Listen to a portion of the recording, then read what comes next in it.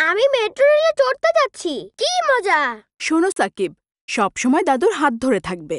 দাদুকে ছাড়া কোথাও যাবে না। অপরিচিত কারো দেয়া কিছু খাবে না। কোনো বিপদ হলে সর্বপ্রথম আল্লাহকে স্মরণ করবে দাদু ভাই। ঠিক আছে দাদি। আমিও তো মেট্রো রেলে চড়তে যাচ্ছি, আমাকে কেউ উপদেশ দিচ্ছে না কেন? বিমান চড়বো রেলে, আল্লাহ জানে কি আছে রেলের কপালে। চলো দাদু ভাই, বিসমিল্লাহ বলে রওনা দেই। চলো, আল্লাহ হাফেজ সবাইকে। আল্লাহ হাফেজ। ফি আমানিল্লাহ।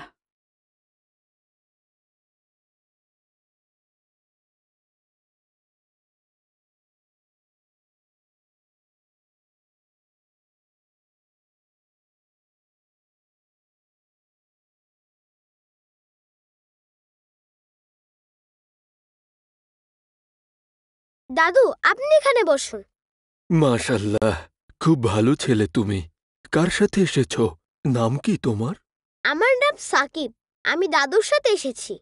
ও আমার সাথে এসেছে। আমিও এসেছি।